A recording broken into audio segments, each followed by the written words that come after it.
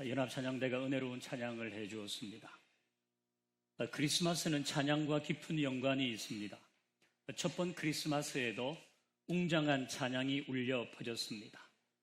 갑자기 하늘에서 많은 천사들이 나타나서 예수님의 탄생을 축하하고 노래한 겁니다. 이제 오늘 본문 13절, 14절을 같이 읽어보겠습니다. 시작. 호련히 수많은 천군이 그 천사들과 함께 하나님을 찬송하여 이르되 지극히 높은 곳에서는 하나님께 영광이요 땅에서는 하나님이 기뻐하신 사람들 중에 평화로다 하니라. 아멘. 호련히 수많은 천군과 천사가 나타나서 하나님을 찬송했습니다. 그 찬송의 내용을 요약하면 하나님께는 영광이요 땅에는 평화로다, 이렇게 할 수 있겠습니다. 하나님께 영광, 그리고 땅에는 평화. 이것은 예수님의 탄생이 우리에게 어떤 의미가 있는지를 알려줍니다. 자, 땅에서는 평화로다. 이것은 예수님께서 이 땅에 평화의 왕으로 오셨다는 것입니다. 평화의 왕으로 오셨다. 그러면 예수님께서 태어날 당시 세상에는 전쟁이 많았다는 것일까요? 그래서 평화의 왕이 오셔야만 했다는 것일까요? 예수님이 태어날 당시 세계의 상황이 어땠길래 천사들은 예수님의 탄생 때 예수님이 이 땅에 평화를 주기 위해 오셨다, 그렇게 찬양했을까요? 자, 예수님이 오셨을 그때는 어떤 때인지 본문 1절을 같이 읽어봅니다. 1절 시작. 그때에 가이사 아구스도가 영을 내려 천하로 다 호적하라 하였으니. 아멘. 이 그때는 물론 예수님이 탄생하실 때입니다. 또한 바로 이때는 가이사 아구스도가 천하로 다 호적하라고 명령한 때라고 했습니다. 아니, 가이사 아구스도가 누구길래 천하를 호령하면서 명령하고 있는 것일까요? 자, 이건 누가 한 말입니까? 왔노라 보았노라 이겼노라. 또 주사위는 던져졌다. 마지막 브루투스 넘어져도, 이건 누가 한 얘기입니까? 줄리어스 시저가 한 얘기입니다. 줄리어스 시저가 이제 브루투스에게 암살당한 후에 로마에서는 삼두 정치가 시작됩니다. 삼두라고 하면 머리가 셋이다, 그런 얘기겠죠. 그러니까 삼강 체제로 줄리어스 시저가 너무 1인 독재를 했어. 그래, 앞으로 로마는 삼강 체제로 가는 거야. 이렇게 삼두 정치를 시작했습니다. 이 삼두는 누굽니까? 우리 다 이전에 학교 다닐 때 배웠는데요. 안티니우스, 레피두스, 옥타비아누스. 이게 삼강입니다. 그래서 앞으로 누구든지 혼자 마음대로 할 수 없어. 우리 셋이서 의논해서 하는 거야. 로마는 이런 정치 체제를 만들었습니다. 하지만 하늘에 태양이 셋일 수는 없잖아요. 하늘에 태양이 셋일 수는 없는 겁니다. 그래서 결국 옥타비아누스에 의해서 삼두 정치는 종말을 고합니다. 그리고 이 셋 중에 가장 강력했던 옥타비아누스가 로마의 초대 황제가 됩니다. 줄곧 3인 체제를 주장했던 원로원도 옥타비아누스가 로마의 초대 황제가 되는 것을 인정하고 그에게 아우구스투스, 존엄한 자라는 칭호를 주었습니다. 옥타비아누스가 얼마나 센지 알 수 있는 부분입니다. 바로 이 아우구스투스라는 칭호를 받은 옥타비아누스가 오늘 본문에 나오는 예수님이 탄생하실 때 로마의 황제인 가이사 아구스도입니다. 역사가들은 이 가이사 아우구스투스가 통치하던 40년간을 로마의 평화 시대라고 합니다. 이때의 로마는 역사상 유례가 없는 평화를 구가했습니다. 그 광대한 로마의 속주에 전쟁이 없었습니다. 그야말로 평화로운 시대였습니다. 이런 뭔가 좀 이상하지 않습니까? 예수님께서 평화의 왕으로 이 땅에 오실 때 이 세상에는 전쟁이 많았던 것이 아니라 예수님이 오셨던 그때에 그 지역은 유례 없는 평화의 시대였다는 겁니다. 아니, 왜 예수님은 전례 없는 평화의 시대에 평화의 왕으로 이 땅에 오신 것일까요? 우리가 유추해 볼 수 있는 것은, 그럼 가이사 아구스토가 만든 평화와 예수님의 평화가 다른 것은 아닐까? 이런 생각을 해볼 수 있는 겁니다. 역사상 유례가 없는 평화의 시대에 예수님이 평화의 왕으로 오셨다면 두 평화가 다른 건 아닐까? 우리는 충분히 그렇게 생각해 볼 수 있습니다. 이 가이사 아구스토가 이룬 평화를 팍스 로마나라고 합니다. 우린 다 이 얘기를 들어봤습니다. 로마가 이룬 평화입니다. 이 평화는 어떻게 만들어졌는가? 이것은 강제된 평화입니다. 무력에 의한 평화입니다. 삼두 정치를 종식한 옥타비아누스는 대단한 힘을 가지고 평화를 만들었습니다. 동네 건달들도 비슷하면 싸워요. 그러다가 어디선가 정말 마동석 같은 사람이 나타나면 그때는 다 잠잠해지는 거죠. 다 형님하고 평화가 생기는 겁니다.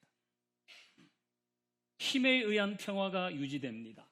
가이사 아구스토가 이룬 평화는 바로 이런 것입니다. 그래서 역사가들은 이 팍스 로마나의 개념을 이용해서 강대국에 의한 평화가 등장할 때마다 신조어를 만들었습니다. 19세기 영국이 주도하던 시대에는 팍스 브리타니카, 2차 세계대전 후에 미국에 의해서 유지되는 세계 질서를 팍스 아메리카나, 최근에는 중국을 중심으로 재편되는 세계 질서를 보면서 팍스 시니카라고 불렀습니다. 팍스 로마나나 팍스 브리타나카, 아메리카나, 팍스 시니카, 이런 것은 다 힘에 의한 평화입니다. 그 진짜 평화가 아닌 거죠. 힘에 의한 평화는 오래 가지 않습니다. 더 큰 무력과 더 큰 힘이 등장하면 언제나 깨지죠. 이에 반해 예수님의 평화는 십자가로 만든 평화입니다. 예수님의 평화는 무력으로 만든 평화가 아니라 예수님이 주려고 하는 평화는 힘에 의해서 만들어지는 평화가 아니라 십자가로 만들어진 평화를 우리에게 주시려고 하는 겁니다. 세속도시를 쓴 신학자 하비 콕스가 가이사 아구스토의 평화와 예수님의 평화를 이렇게 묘사했습니다. 예수님의 평화는 황제의 이름으로 무자비하게 강조된 평화가 아니라 하나님의 선물로서의 평화다. 이 평화는 다른 사람을 죽임으로써 얻어지는 것이 아니라 하나님 자신이 자진하여 십자가에 죽으심으로 얻어진 평화이다. 이 평화가 다른 것입니다. 가이사 아구스토는 누군가를 죽임으로 평화를 얻었지만 예수님은 자신이 죽음으로 평화를 주셨습니다. 그래서 두 평화가 다른 겁니다.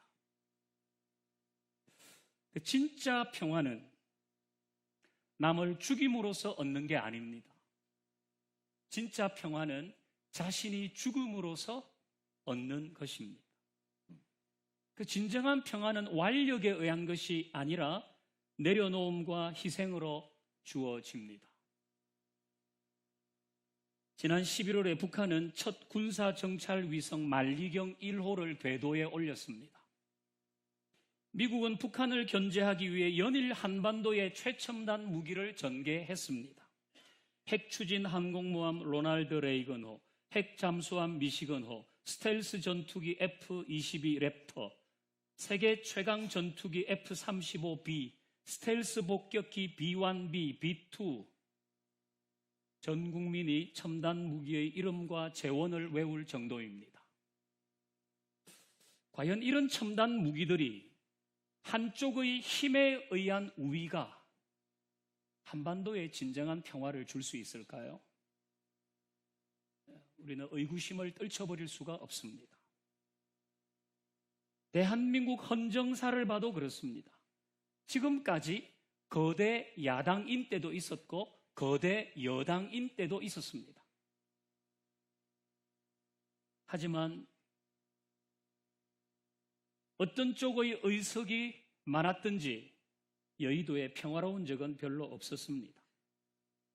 야당이 이긴 때도 있었고 여당이 이긴 때도 있었지만 평화는 오지 않았습니다. 힘에 의한 평화는 오지 않습니다. 예수님이 주신 평화의 정신이 있어야 평화는 오는 줄 믿습니다. 요즘 매체를 통해 듣는 말 중에 진영 논리와 치킨 게임이라는 이야기들이 있습니다. 이 둘은 전혀 다른 개념입니다. 여러분도 아시잖아요. 근데 우리 사회에는 이 두 개가 아주 밀접하게 연결되어 있습니다.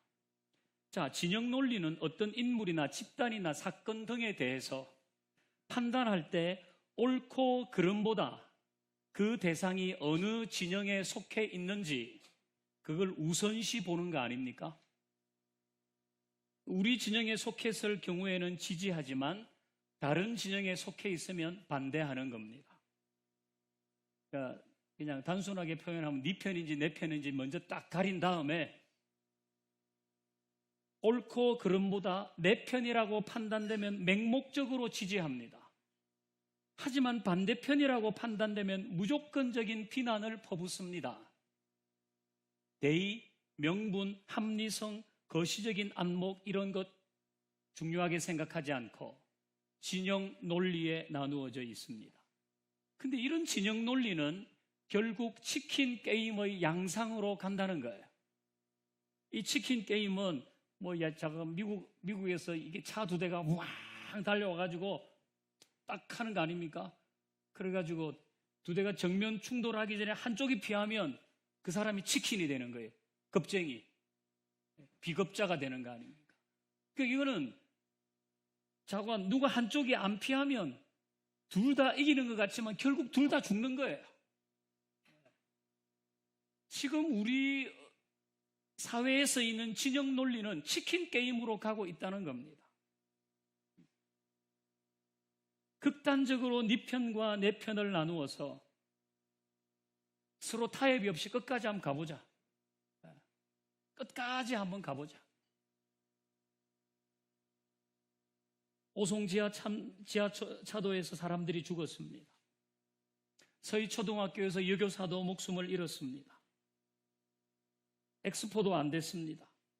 정치권에서 여러 일들이 있습니다. 총선이 있고 물가는 치솟고 있는데 이게 다 진영 논리에 의해서 나누어진 후에 끝없는 평행선을 달리고 있습니다. 그 치킨 게임의 양상으로 가는 거예요. 어느 한쪽도 핸들을 꺾어서 정면 충돌을 피할 마음이 없어 보입니다. 여기까지 왔는데 지금 양보하면 완전 우습게 되는 거지. 이런 생각을 하는 걸까요? 겁장이로 보이기 싫은 걸까요? 타협과 양보와 협상이 없습니다. 결국 정면 충돌하면서 서로 승자라고 자축할지 모르지만은 사실은 둘 다 죽는 겁니다. 우리는 진영 논리가 치킨 게임의 양상을 보이는 대한민국에 예수님의 평화가 있기를 소망하십시다. 예수님의 평화는 우리의 일상에도 필요합니다. 살다 보면 사람들과 부딪힐 때가 있습니다. 집에서도 부딪힙니다. 가족끼리 밥 먹다가도 부딪혀요.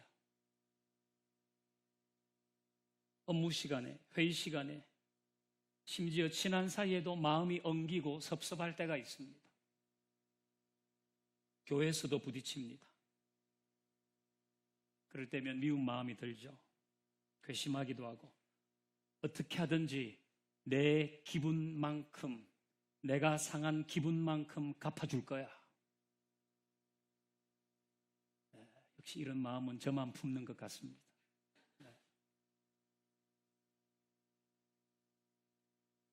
하지만 내가 힘을 키워서 어떤 기회를 잡아 똑같이 안갚음을 했다고 하십시다.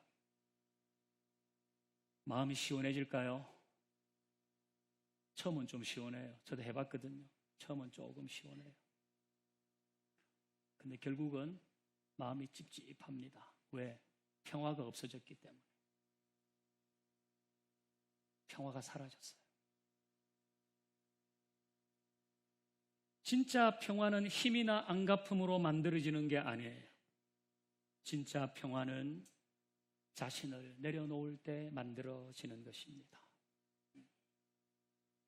저도 고등학교 다닐 때 성프란체스코의 기도문을 가지고 만든 평화의 기도란 노래를 여러 번 불렀습니다. 주여 나를 평화의 도구로 써주소서.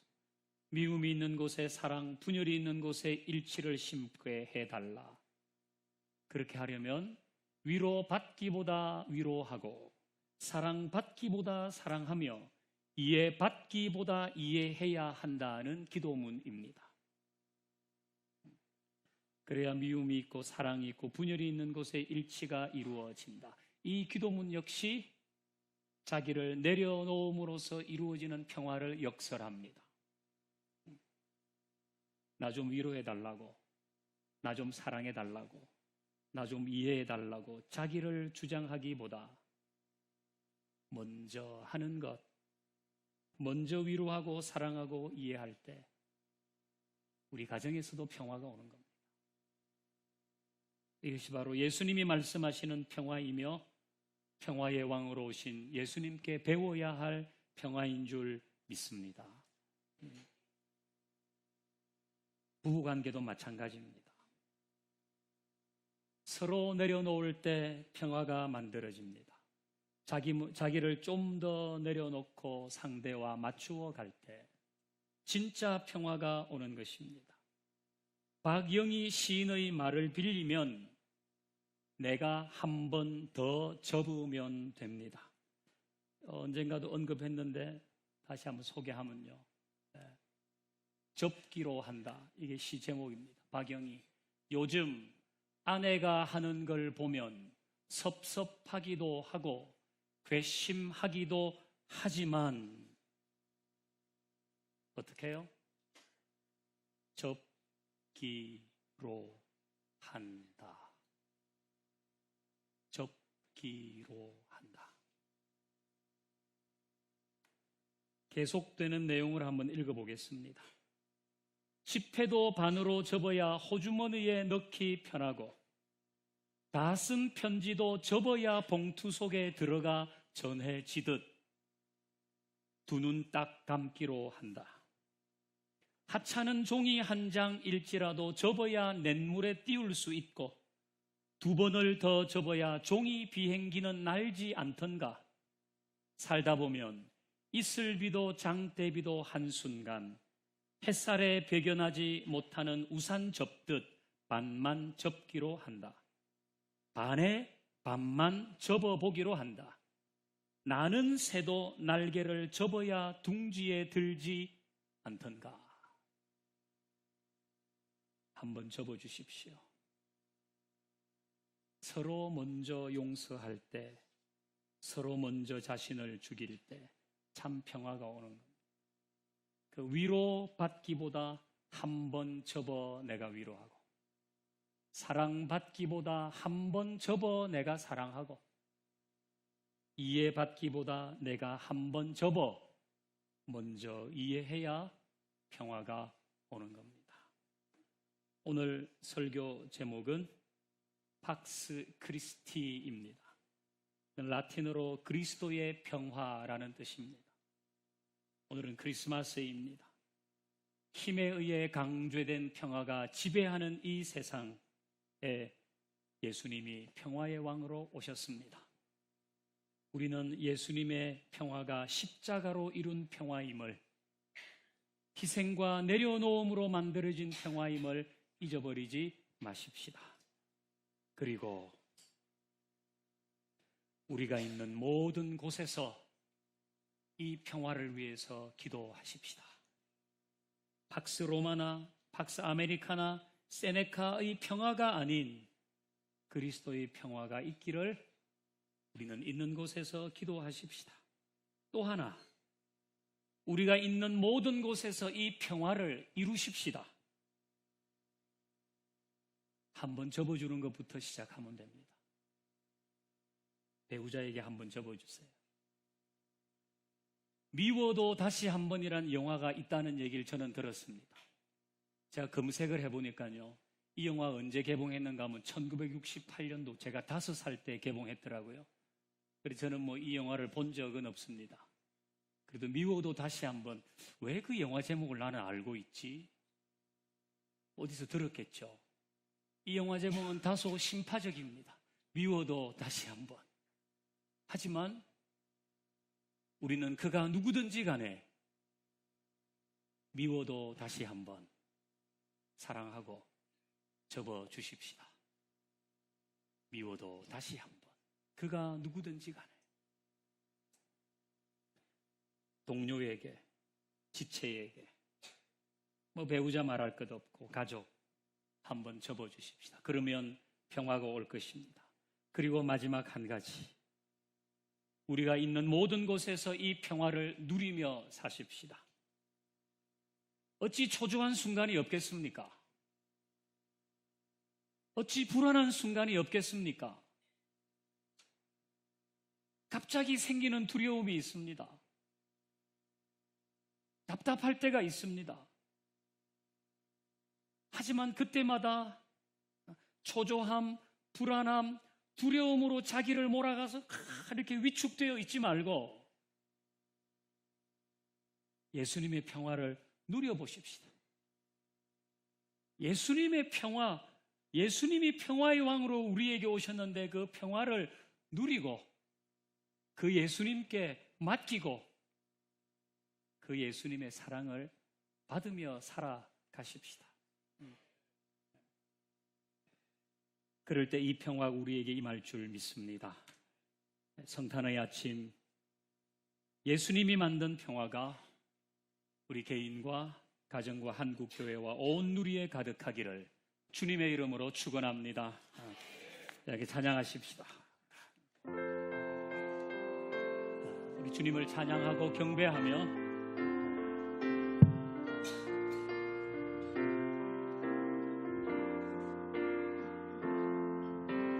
당신은 영광의 왕, 평강의 왕, 당신은 평강의 왕, 하늘과 땅의 주인이신 당신은 하늘과 땅의 주, 당신은 정의의 아들, 천사가 무릎 꿇고 예배하며 경배하네. 영원한 생명 말씀, 당신은 평화의 왕으로 오신 예수님 경배하며 우리 손을 들어 찬양할까요? 호산나 다윗의 아들들, 호산나 불러 원주의 왕, 평화의 왕으로 오신 예수님 영광을 예수 메시아네. 당신은 영광의 왕, 당신은 영광의 왕, 당신은 평강의 왕, 당신은 평강의 왕, 우리에게 그리스도의 평화가 가득하기를 원합니다. 당신은 이 나라의 힘에 의한 평화가 아니라 주님이 주시는 평화가 있기를 소망합니다.